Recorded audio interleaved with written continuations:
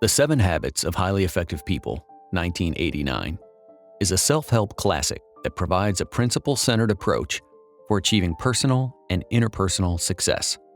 American author Stephen R. Covey explains that integrating principles and effective habits into our basic character is the foundation of success. If we lack profound integrity and fundamental strength of character, life's struggles will inevitably cause our true motives to appear, and human relationship failure will replace any short-term success. To achieve true success, we must change ourselves fundamentally and not just alter our attitudes and behaviors on the surface. However, this requires us to change how we perceive and understand the world around us. Insights from Part 1. Number 1. Many people who have attained an extraordinary level of external success still find themselves dealing with a profound need for harmony, effectiveness, and healthy relationships with others. Number 2.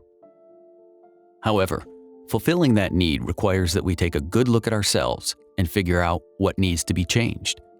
If we want to change our situation, we must first change ourselves.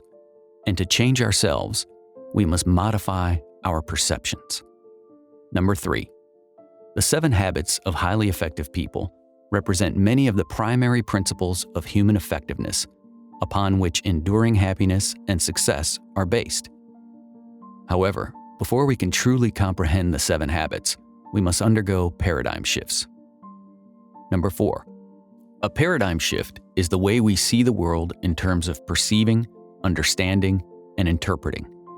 If we want to make meaningful improvements in our lives, we must work on the paradigms from which our attitudes and behaviors flow. Number 5. Not all paradigm shifts are immediate. There are sequential stages of growth in all aspects of our lives. A child learns to crawl before walking and running. Each step is important and takes time. No step can be skipped. Number 6. The 7 Habits of Highly Effective People is a principle-based, character-based approach to personal and interpersonal effectiveness. It takes an inside-out approach because you start with yourself. This means altering your paradigms, character, and motives. Number 7. Our character is essentially a combination of our habits.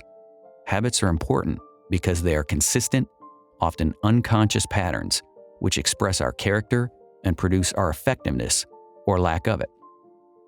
Number 8. The 7 habits provide a sequential and highly integrated approach to the development of personal and interpersonal effectiveness. On a maturity continuum, these habits move us gradually from dependence to independence to interdependence. Number 9. Interdependence means being self-reliant and capable while also understanding the importance of cooperation and collaboration. It means deriving a great sense of worth within yourself while also recognizing the need for giving and receiving love. Number 10. That's where the 7 habits of highly effective people come in. Habits 1, 2, and 3 deal with self-mastery. They move us from dependence to independence. Number 11. As we move from independence to interdependence, we can begin developing habits 4, 5, and 6, which deal with teamwork, cooperation, and communication. Number 12. Habit 7 deals with continuous improvement. It embodies all other habits and creates the upward spiral of growth that elevates us to new levels of understanding and living. Number 13. All these habits form the essence of a person's character. They create an empowering center of appropriate paradigms from which we can effectively solve problems, maximize possibilities, learn, and grow. Insights from Part 2, Chapter 1. Number 1. Proactivity is the first and most basic habit of a highly effective person. Proactivity means being responsible for your own life and often taking the initiative. Number 2. Highly proactive individuals can choose their reactions. They do not use circumstances and conditions as excuses for their behavior. Their behavior is a result of their own conscious choices, which are based on values, not feelings. Number 3.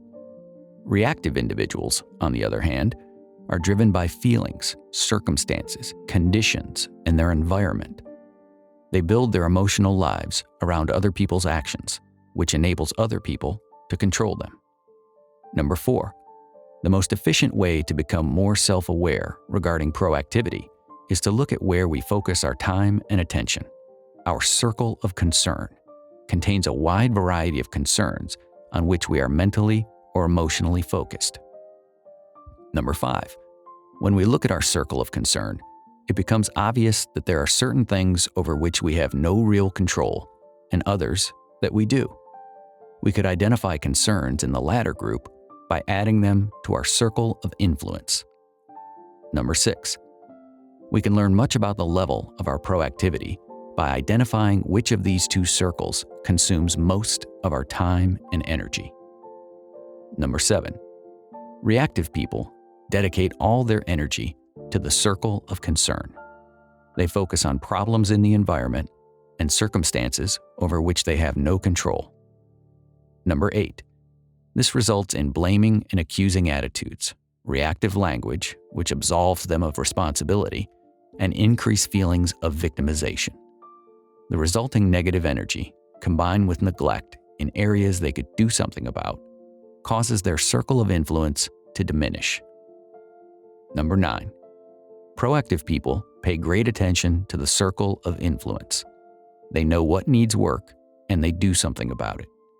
The positive energy created by that focus causes their circle of influence to expand. Insights from Part 2, Chapter 2. Number 1. Habit 2 is the habit of beginning with the end. This means starting with a clear understanding of your destination. It means knowing where you're headed so that you have a better understanding of where you are now, and the steps you take are in the right direction.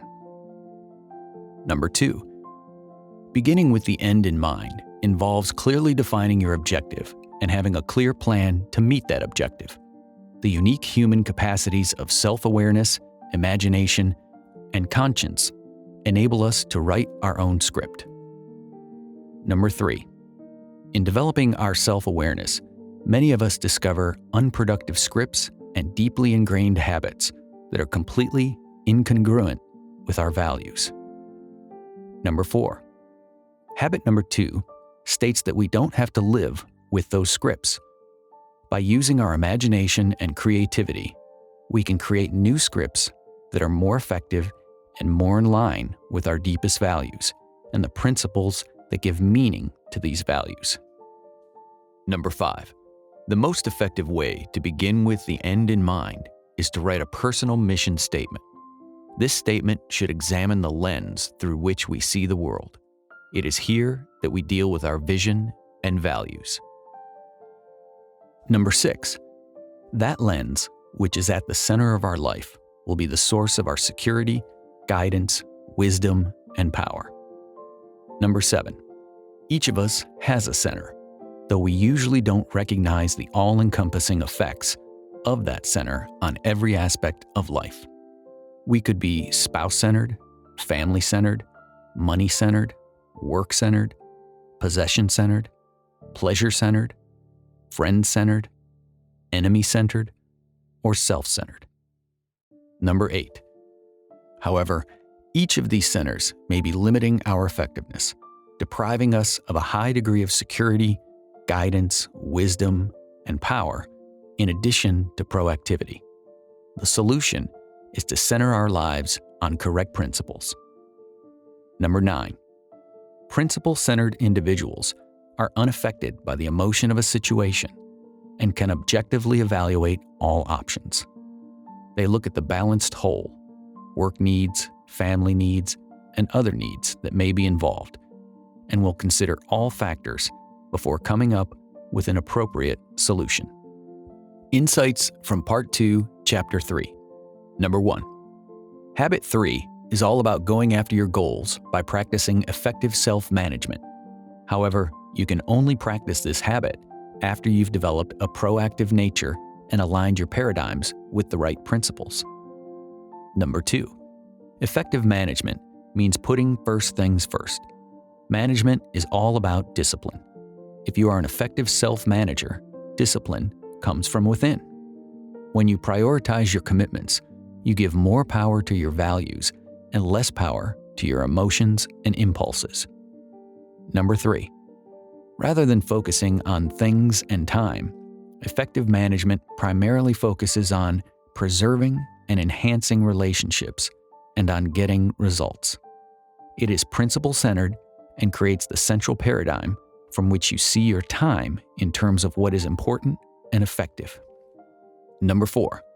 Because it is conscience-directed, effective management enables you to organize your life in accordance with your deepest values. It also gives you the freedom to peacefully subject your schedule to higher values. Number 5. Effective management lets you define your unique mission. It gives you direction and purpose and helps you balance your life by identifying key roles, setting goals, and scheduling activities every week. Number 6. Weekly organizing is a key part of effective management. It gives you a wider perspective, which allows you to rise above the restrictions of a single day. Moreover, by reviewing your key roles, you can stay in touch with your deepest values. Number 7. The essential focus of this type of management is assessing your commitments in terms of urgency and importance. Urgent matters require immediate attention. They're usually right in front of you and are often pleasant and fun to do. However, they lack importance. Number 8. Important matters, on the other hand, contribute to your mission, values, and goals. Important matters that are not urgent require more initiative and proactivity.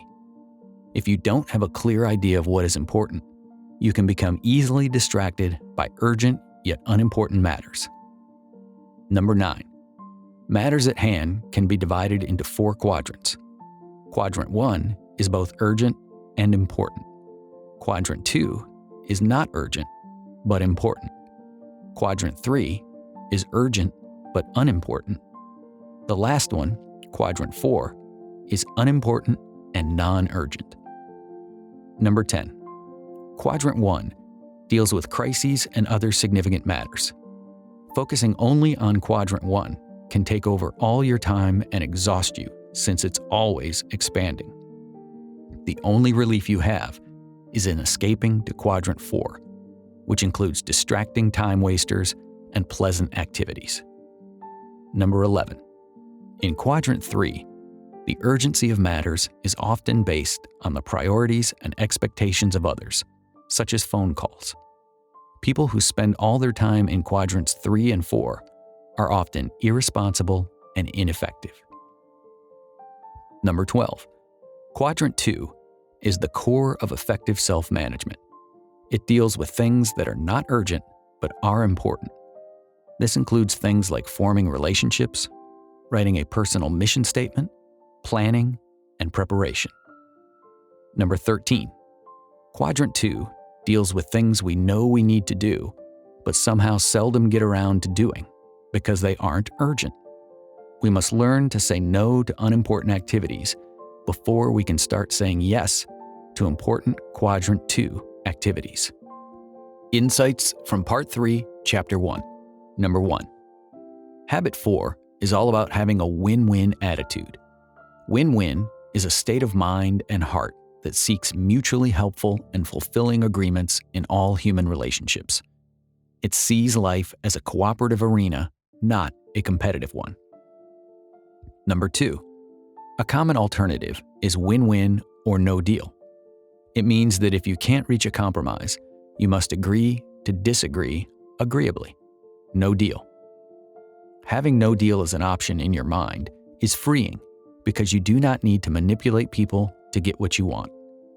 Number 3. Having a win-win attitude is fundamental to success in all our interactions. It incorporates 5 interdependent dimensions of life: character, relationships, agreements, structure, and process. Number 4. Character is the foundation of win-win. There are 3 character traits essential to the win-win paradigm: integrity, maturity, and an abundance mentality. Number 5. Integrity is the value we place on ourselves. As we explicitly identify our values and proactively organize and execute around them daily, we develop self-awareness and independent will by making meaningful commitments. Number 6. Maturity, on the other hand, is the balance between courage and consideration. Mature people can listen and emphatically understand, but they can also courageously confront. Number 7. The abundance mentality is the paradigm that there is plenty out there for everybody. It flows out of a deep inner sense of security and personal worth, and allows you to celebrate the successes of others along with your own. It acknowledges the infinite possibilities for positive shared growth. Number 8. As we build character, we build and maintain win-win relationships. Win-win relies heavily on trust. Without trust, we lack the credibility for mutual learning, open communication, and real creativity. Number 9. In the win-win agreement, the people involved must agree on the desired outcomes, rules, resources, responsibilities, and consequences. A clear and mutual understanding ensures that people have a standard against which they can assess themselves. Number 10. For win-win to work, the systems in place have to support it. This could mean the training, planning, communication, budgeting, information, or compensation system. Moreover, the processes involved must all allow for win-win solutions to arise. Insights from Part 3, Chapter 2. Number 1. One of the most important life skills is communication. Habit 5 relies heavily on good communication and revolves around the principle that we must seek first to understand, then to be understood. This principle is vital for effective interpersonal communication. Number 2. Seek first to understand requires a deep paradigm shift. We often seek first to be understood. Most of us do not listen with the intent to understand, but with the intent to reply. We filter everything through our own paradigms, forcing our autobiography onto other people's lives. Number 3. If you want to be effective in the habit of interpersonal communication, you must first develop the skill of empathic listening. Number 4. Empathic listening means listening with the intent to get inside another person's frame of reference, so you can view the world the way they view it. You slowly begin to understand their paradigm and thus understand how they truly feel. Number 5. Empathic listening is highly effective because it gives you precise data to work with. You're dealing with the reality inside another person's head and heart instead of projecting your autobiography. Number 6. However, empathic listening can be risky. It takes a great deal of security to go into a deep listening experience because you become vulnerable. That's why it's important to first develop habits 1, 2, and 3. They give you the ability to handle vulnerability with peace and strength. Number 7. As you genuinely seek to understand others, you also help them work through their thoughts and feelings. As they start to trust your sincere desire to listen and understand, they begin to feel more comfortable exposing their deepest thoughts and most tender feelings. Number 8. The other half of Habit 5 is knowing how to be understood. While seeking to understand requires consideration, seeking to be understood takes courage. Win-win requires a high degree of both. In other words, it requires a high degree of maturity. Number 9. When you can present your own ideas clearly, specifically, and visually, especially in the context of a deep understanding of other people's paradigms and concerns, you drastically increase the credibility of your ideas. That's how you get other people to listen to you. Insights from Part 3, Chapter 3. Number 1. Habit 6 is the manifestation of all of the other habits put together. It is the habit of synergizing. Synergy means that the whole is greater than the sum of its parts. Number 2. For example, when you plant two plants close together, their roots merge, improving the quality of the soil so that both plants grow better than if they were separated. Number 3. Valuing the mental, emotional, and psychological differences between people is the essence of synergy. To truly value those differences, you must understand that everyone sees the world subjectively.